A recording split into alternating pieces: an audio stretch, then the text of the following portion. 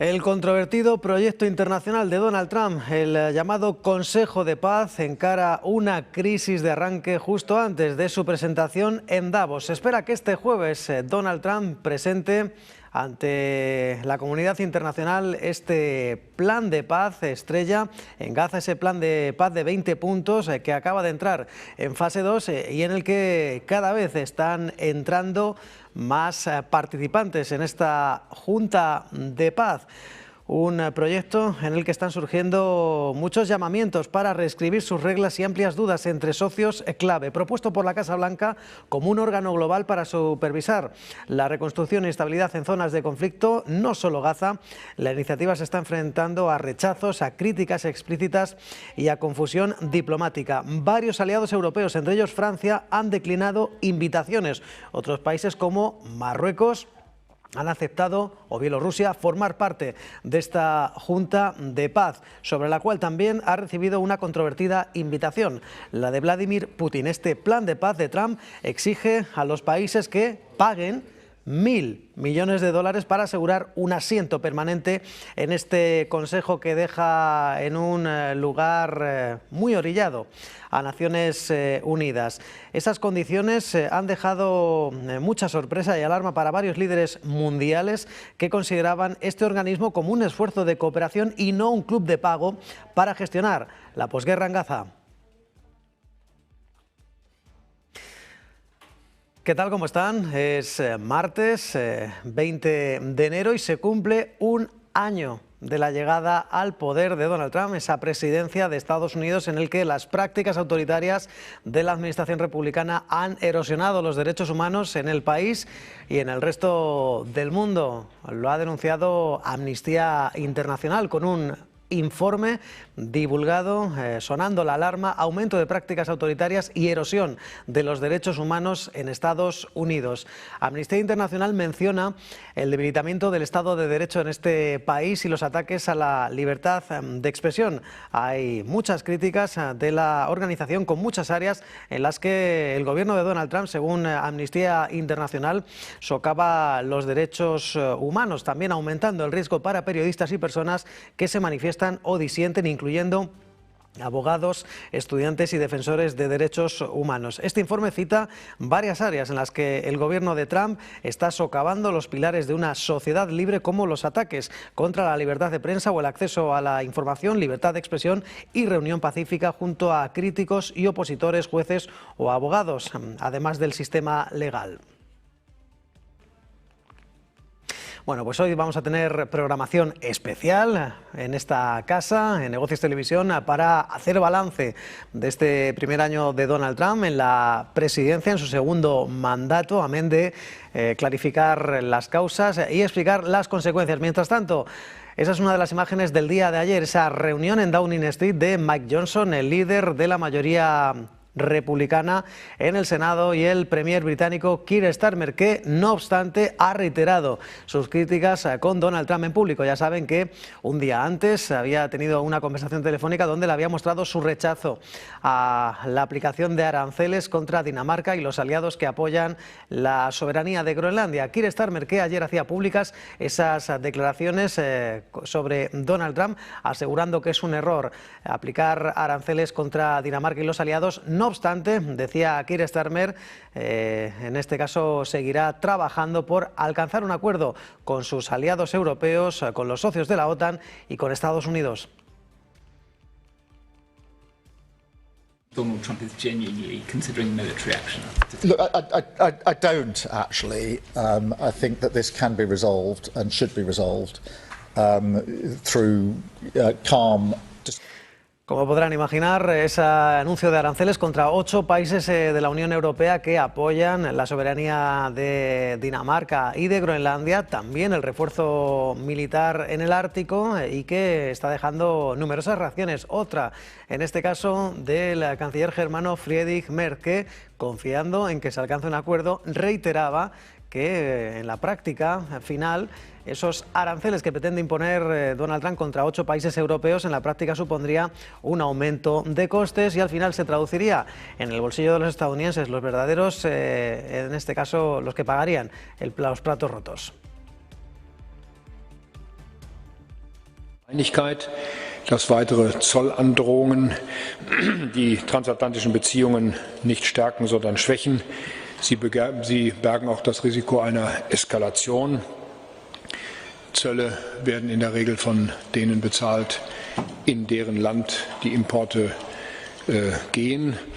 In diesem Falle würden die amerikanischen Konsumenten die Zölle bezahlen, aber sie würden natürlich auch unsere Wirtschaft, die Wirtschaft der Europäer und insbesondere die deutsche Wirtschaft schaden. Und deswegen wollen wir hier eine Lösung finden. Wir werden jedenfalls auf der europäischen Seite besonnen und auch angemessen auf solche Herausforderungen.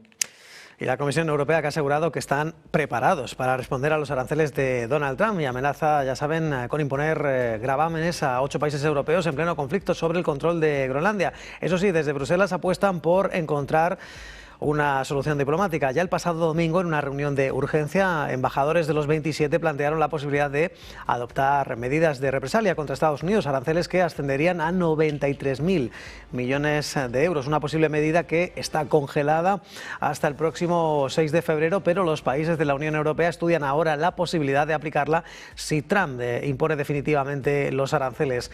La presidenta de la Comisión Europea, Ursula von der Leyen, ha pedido respetar la soberanía de Groenlandia y Dinamarca y ha incidido en que la política arancelaria del presidente estadounidense es contraria a los intereses compartidos de Estados Unidos y la Unión Europea. Un comunicado de Ursula von der Leyen a través de X, donde, recordemos, la presidenta comunitaria se había reunido posteriormente, con una delegación del Congreso estadounidense en Davos, donde confirmó que se abordaron los esfuerzos de paz en Ucrania.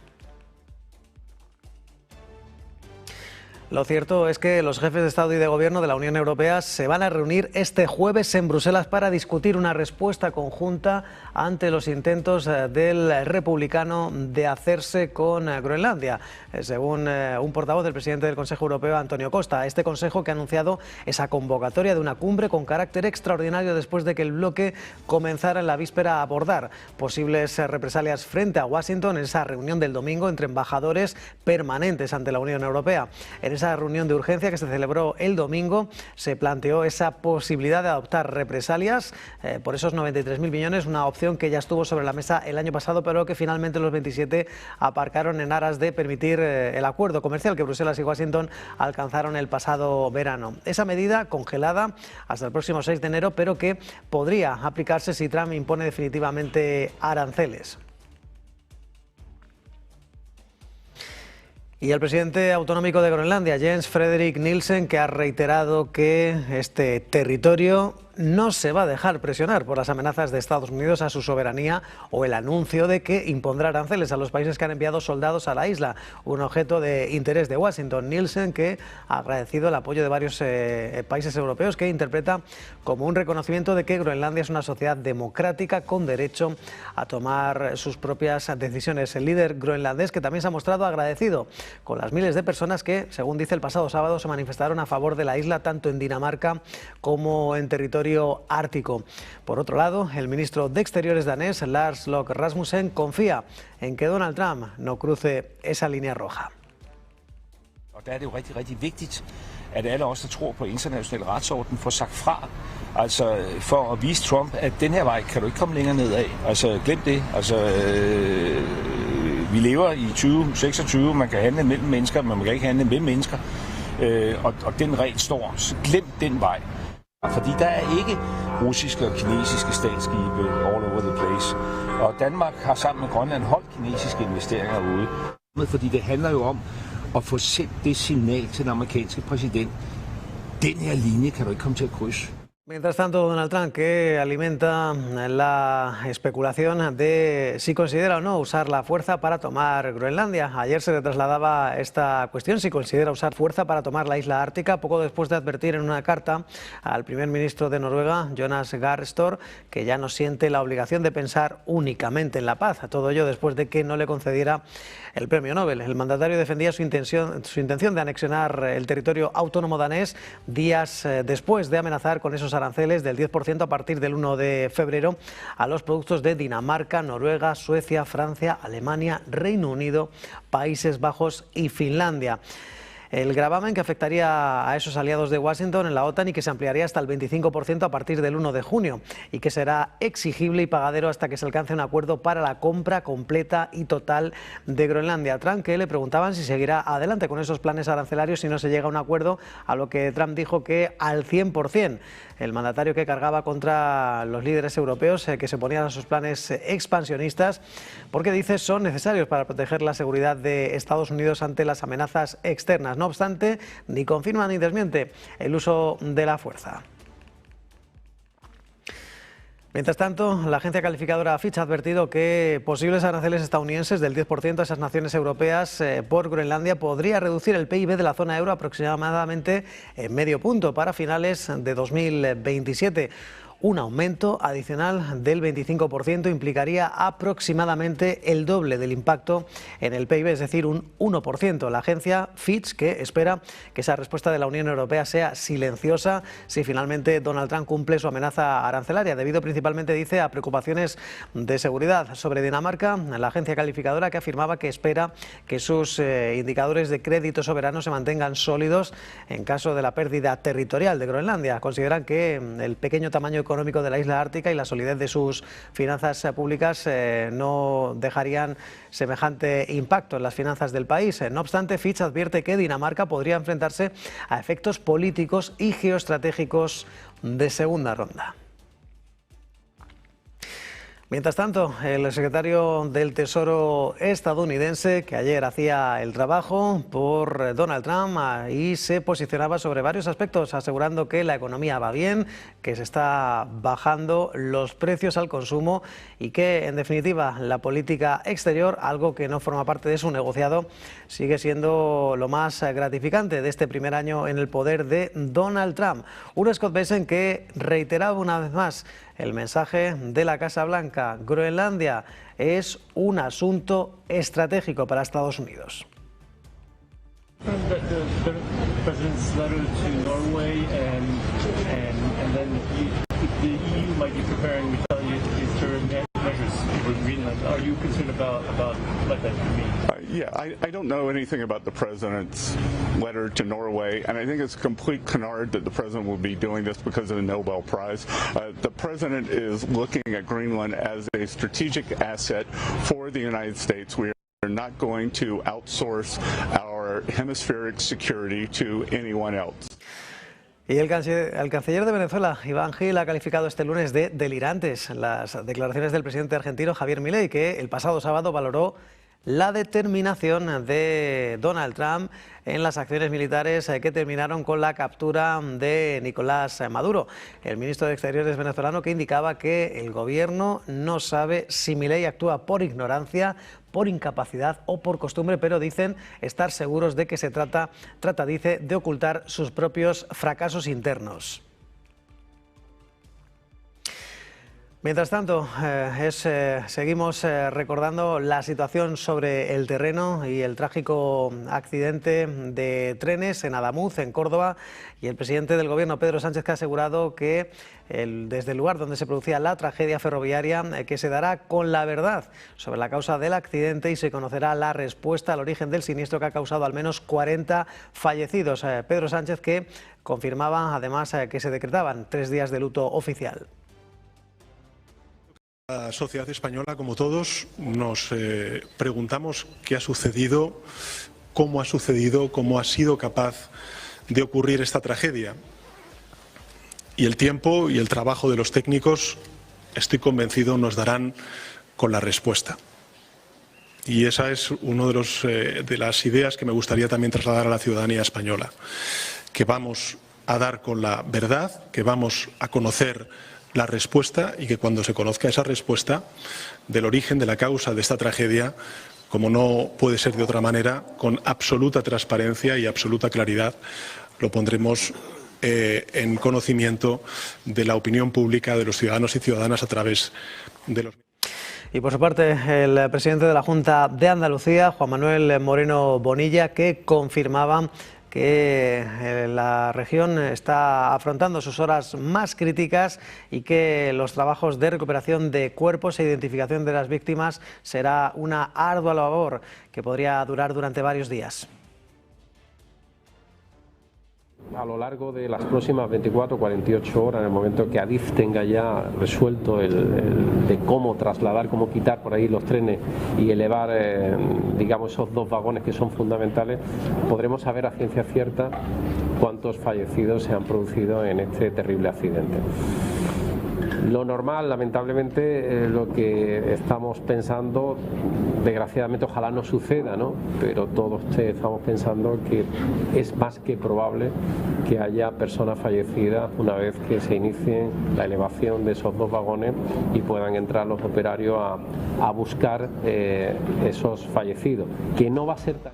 Por cierto, que los trabajos de identificación de las víctimas continúan a lo largo de la mañana de hoy, después de una noche sin tregua en el que los agentes de la Guardia Civil han desplegado todos sus efectivos y mientras continúan llegando varios familiares pidiendo esa situación, reclamando dónde están sus familiares. No obstante, el ministro Óscar Puente ha pedido evitar especulaciones, ya que todavía es pronto para saber las causas de este suceso.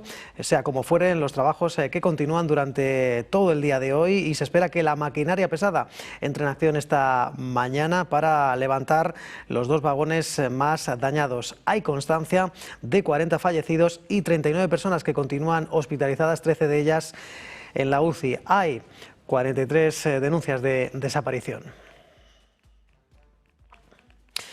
Mientras tanto, recordemos, hay más asuntos, en este caso que nos llevan hacia Rusia y hacia un nuevo ataque de las tropas rusas contra la capital, Kiev, después de que el alcalde de la ciudad, Vitaly Klitschko, haya confirmado esa nueva ofensiva rusa con drones que ha provocado de nuevo cortes de electricidad. Ha interrumpido el suministro de agua en el margen izquierdo de la capital, sin agua, sin luz y con temperaturas de 12 bajo cero. En Kiev, en el distrito de Dniprov, edificios no residenciales han sido también alcanzados. Hay informes de vehículos aéreos no tripulados cayendo en un área abierta con coches ardiendo y una persona que ha resultado herida en el mismo distrito, según señala el alcalde. Las escuelas de la capital que van a permanecer cerradas hasta febrero, según ha anunciado el alcalde, alegando condiciones difíciles tras los ataques rusos que han devastado al sector energético con temperaturas de 12 grados bajo cero. Las autoridades de Kiev que también han anunciado que la intensidad del alumbrado público se reducirá a una quinta parte de su capacidad para ahorrar energía. Y el presidente ucraniano Volodymyr Zelensky ha declarado que Rusia está lista para lanzar un nuevo ataque masivo contra el país. Asegura que tendrá lugar en los próximos días. Un Volodymyr Zelensky que también ha anunciado que Pablo Yelizarov asumirá el cargo de subjefe de la Fuerza Aérea de Ucrania. Habla de un nuevo enfoque en el uso de la defensa aérea en términos de grupos de fuego móviles, drones interceptores y otros medios de defensa aérea pequeña. Un sistema que, según Zelensky, se transformará. El presidente ucraniano que ha advertido que la nación se enfrenta a una escasez de sistemas de defensa aérea en medio de esos continuos ataques con aviones no tripulados y misiles rusos contra infraestructuras energéticas. Geht in Europa zurzeit mehr vom Osten aus als vom Westen. Wir sehen den Krieg in der Ukraine. Das ist die ernsthafte Gefährdung unserer gesamten Sicherheit, insbesondere der Sicherheit ganz Osteuropas. Westeuropa, und dazu zählt Grönland, ist zurzeit durch Russland nicht in dem Umfang gefährdet, wie es an der einen oder anderen Stelle zum Ausdruck kommt. Und deswegen würde ich gerne auch in meinen Gesprächen der nächsten Tage den Fokus wieder etwas mehr auf die Ukraine legen. Denn wir haben nach wie vor keine Bereitschaft von Putin an den Verhandlungstisch zu kommen und diesen Krieg zu beenden. Und das ist in der Tat für die Sicherheit Europas zurzeit meine größte Sorge.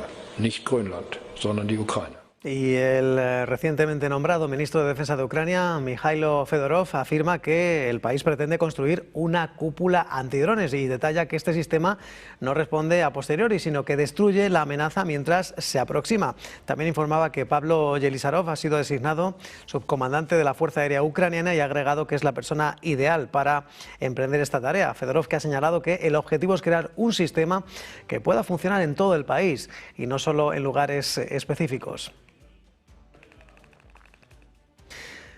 Y Donald Trump ha invitado a Benjamin Netanyahu, al primer ministro israelí, o a un representante de su elección a unirse a la Junta de Paz de Gaza, liderada por Estados Unidos y encargada de supervisar el alto el fuego entre Israel y Hamás, según informa la oficina de Netanyahu al diario Times of Israel. Mientras tanto, un funcionario israelí ha declarado a CNN que Israel todavía no ha respondido de forma oficial a esta invitación.